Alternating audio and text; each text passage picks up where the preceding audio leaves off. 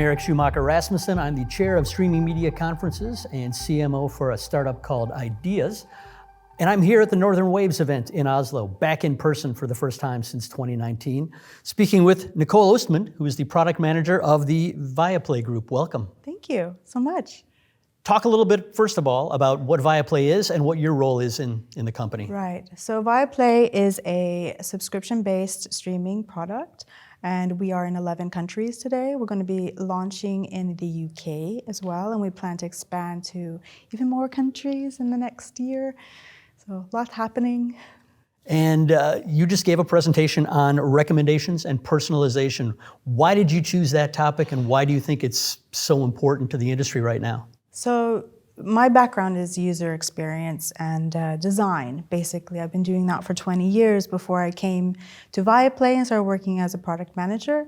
So this is a passion of mine. I want to understand why users do what they do. And understanding why they choose content is super important. Doing the recommendations in a way that makes users feel like we understand their needs, and there is that expectation that that has been growing over the years, that you know all the data about me. I've consented to this, so you should know how I think. So just tell me what to watch, because there is an influx, sadly, but also for a good reason. We have a lot of content to choose from, and there's this paralysis that users get, and they just give up after, there's so much to choose from. I can't choose. So they give up and they go away. Mm-hmm. So personalization is super important if you want to retain users and keep them from churning. What are the biggest changes you've seen in the industry over the last 2.5, 3 years?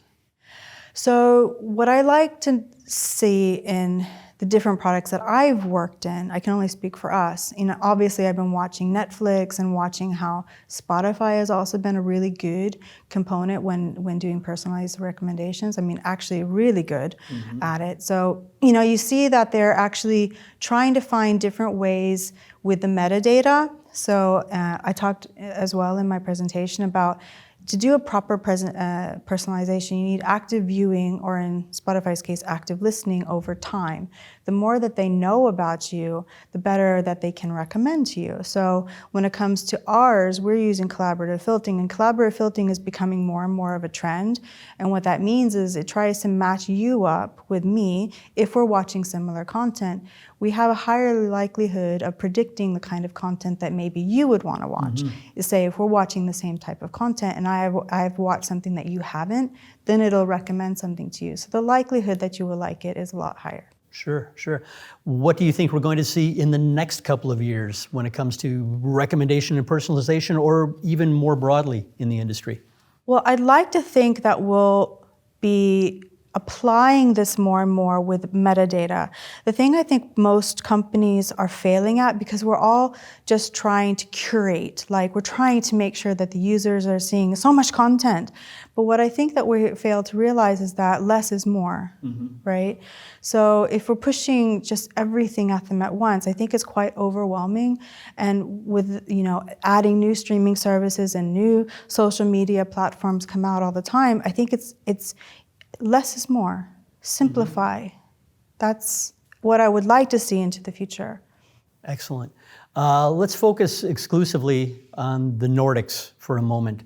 How can Nordic players in the OTT industry stay competitive and keep growing in the face of increasing competition from international players? So what I've noticed, at least in Sweden, where we're sitting today, we have an entirely new segment that has grown over the years that I think that we're not tapping into. We have traditionally had Swedish, or your localized language within the product. So we have traditionally focused on giving Swedish users Swedish text and Swedish subtitles, and we haven't really applied English so much. But what we're seeing is that there's an entirely huge segment that is coming into at least Sweden that we're basically losing because we don't offer anything in English. So this is going to be growing more and more important that we understand the markets and all of its segments as we expand and understand that, okay, there's a lot of English-speaking people here. This is actually applicable for search as well. Let's say there's a lot of program titles that might have their localized language in the title, and sometimes you'll search for that, but you may search for the English title instead. So, it's really important to understand your market and understand what is it, like the search terms people are searching for. Is it local? Is it English? Is it another language? Should you provide everything and let the users decide? My feeling is that the users should have access to pretty much everything. Great insights, and ones that people would be wise to follow. So thank you so much, Nicole. You're welcome. Thank you.